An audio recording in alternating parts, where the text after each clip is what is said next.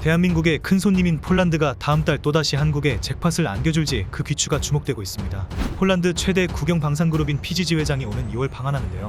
지난해 수출 계약을 맺은 한국의 방산업체 한국항공우주카이, 현대로템, 하나에어로스페이스 등을 방문해 진행 상황을 살피고 KF21 레드백 등에 대해서도 추가 수주 논의를 진행할 전망입니다. 2013년에 설립된 PGG그룹은 폴란드 국방부와 관련 부처 산하 31개 공기업으로 구성되어 있어 폴란드 현지 수출을 위해서는 반드시 PGG와 협력체제를 구축해야 합니다.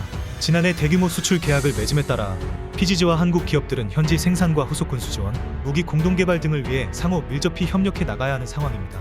폴란드는 지난해 현대로템의 K2 전차, 하나에어로스페이스의 K9 자주포와 천무 다연장무기, 카이에서 FA50 경공격기 등을 단계적으로 도입하기로 했으며 이미 초도 물량이 인도된 상태죠. 지난해 대한민국이 수출한 방산물품은 170억 달러, 약 21조 2천억 원 정도 되는데 그중 폴란드와 체결한 수출 계약만 124억 달러, 약 15조 6,800억 원에 달합니다. 전체 수출 물량의 약 74%를 폴란드와의 계약에서 이뤄낸 것입니다.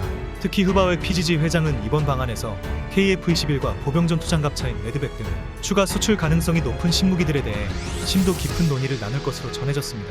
흐바웨 회장은 기존에도 한국의 KF21 프로젝트에 참여하고 싶다는 의사를 여러 차례 밝힌 바 있어 이번 방문에서 구체적 논의가 본격화될 것으로 보입니다.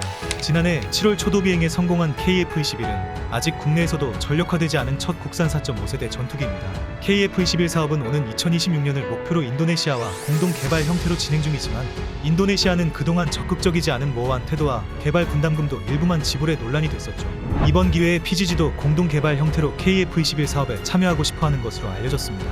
폴란드가 KF21 일부 수량을 주문하고 절충교역으로 일부를 현지에서 생산하는 방안도 고려될 수 있는 것입니다.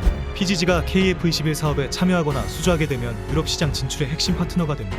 폴란드의 현지 생산 라인을 구축하고 PGG가 나토 국가들에 대해 한국 무기를 제한하고 인도하는 역할을 수행하는 등 공동 마케팅에 나설 가능성이 높아지는 것입니다. 지금 호주에서 한창 독일 라인메탈사의 링스와 최종 선정을 위한 막바지 테스트 중인 보병전 투장갑차 레드백의 수출 논의도 본격화될 것으로 전망됩니다. 하나에어로스페이스는 PGG사와 레드백을 기반으로 한 차세대 보병전 투장갑차 공동 개발 협력 방안을 지속적으로 논의해왔는데요. 폴란드 국방부도 레드백을 기반으로 한 중형급 보병전 투장갑차 개발 계획이 세워져 있다고 밝힌 바 있습니다. 레드백은 지난해 10월 폴란드 제18 기계화 사단에서 이미 현장 시험도 마쳤습니다. 하나에어로스페이스는 폴란드제 무인 포탑인 GSSW-30을 탑재한 폴란드형 레드백 PL-21을 제안한 것으로 알려졌습니다. 폴란드와 한국의 기술이 결합된 형태로서 통합 작업은 폴란드에서 진행한다는 방침입니다. 최근 세계 각국에서 한국의 무기들이 미친 가성비 등을 내세워 크게 약진하고 있습니다. 특히 폴란드는 우리의 가장 큰 손님으로서 한 번 손님은 영원한 손님이라는 우리의 속담처럼 신뢰에 신뢰를 더해 유럽 전역으로 대한민국의 무기들이 퍼져나가 세계 평화를 위해 크게 이바지하였으면 좋겠습니다. 이상 이슈 1번가였습니다.